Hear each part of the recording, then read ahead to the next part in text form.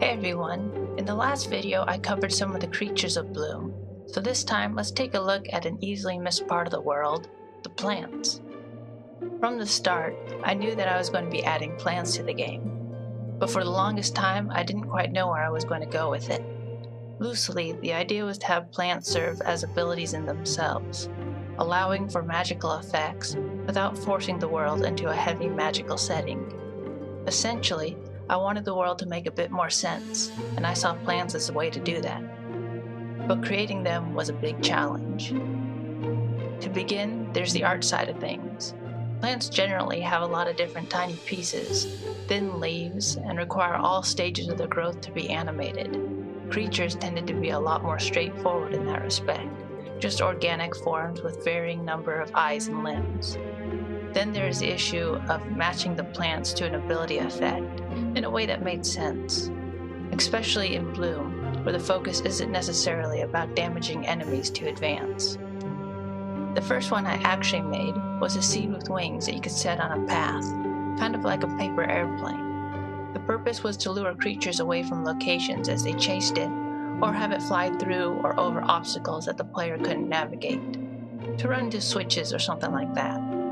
Though, when we moved to the new engine, that plan was dropped, it still helped get me thinking in the right direction, that plans would play off of creatures' various senses and offer more options in how to meet challenges. So, starting off, I created the easy ones, a plant that would give energy regeneration to everything around it, or a mushroom that would suck energy from things around it and then explode when it took too much. Fairly simple on the surface, but actually the giving energy plant ended up having a lot of back and forth on how it was implemented. For example, if each plant gives energy, couldn't you set up a bunch of them close to each other to make yourself immortal? Or what happens if an enemy comes near them? Do they get the energy also? Eventually I settled on an effect that wouldn't stack with itself, avoiding some of those edge cases and simplifying the mechanic a little to not be abused. But I still needed a lot more plants. So I sat down and created just a range of them, with a loose idea of their abilities, using some real-world inspiration. Though, some were eventually found to not really fit too well, either with the backgrounds or in terms of abilities. I was still able to keep quite a few of them. So let's run down some. First off are the easy ones, the stuff creatures eat. Berries, fruits, melons, gourds, and even a little onion-type top. Though that one got cut fast as it was too hard to see on the backgrounds. Originally, I was thinking I have only a single edible, but since the creatures were categorized into predators or prey, it made more sense to divide the food types as well to appeal to different creatures. Of course, fruit for herbivores, and melons ended up becoming a meat-like plant for carnivores that are cookable if set next to something burning. Gourds float for water creatures to eat, and gameplay-wise to control where water turtles swim to. And berries, well, those are still in the air for if I'm keeping them in the game. The goal was to offer enough variety to make gameplay interesting, without cluttering the inventory with redundant items. And each food type would have gameplay applications in luring their corresponding creatures, or to pacify an aggressive creature looking for food. Next up are the senses plants. These are the ones that play out the senses mechanic in the game. So a large flower that overwhelms and masks the smell of creatures around it, making you essentially invisible to creatures that rely on their sense of smell for location, or has the effect of scaring some creatures away while attracting others. Or reeds that make music to scare creatures, mask your footsteps, or lure other creatures, depending on their mood and curiosity levels. Then there is a quick-growing moss that sticks to your feet to make you silent, while also slowing you down a bit, though unlike other plants, you don't find it growing randomly.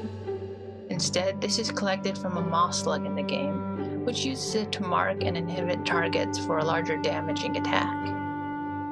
And for visual masking, the fog plant creates a cloud of spores, which cling to anything walking through it for a short time. I was pretty happy with how those plants turned out. They made sense and had some basis in reality, while also offering up a lot more gameplay opportunities and experimentation with creatures or other plants. For example, another plant is a popping fungus, which behaves like the real-world fungus in that vibrations, or noise, cause it to fire a cap at amazing speeds. So if you use the moss that silences your footsteps, you can walk through extremely dangerous patches of these plants with no problem, even harvesting them for your own uses later.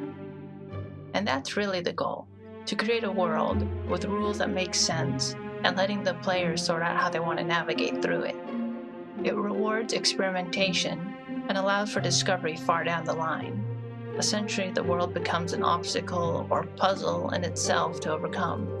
No need for weird pushing block puzzles. Like coming across a patch of thorn vines. How do you get past it without dying? Or a cold snap plant creating a freezing area around it that you can't stay in for long. Overall, that's generally how I approached the plant design, and it seemed to become progressively easier as I went along, since new plants could play off other plants or creatures, or could become creatures in themselves. I also wanted players to be able to use what they found. So if a creature was throwing moss at you, you should be able to pick some of that up and throw it at something else later. Anyhow, that about covers it for the plants. Hopefully players have fun discovering the full range of them and playing with what they can do. So thanks for watching, and if you like what I'm doing and want to follow along, hit that subscribe button or check out the Patreon to really help out development and get these videos early.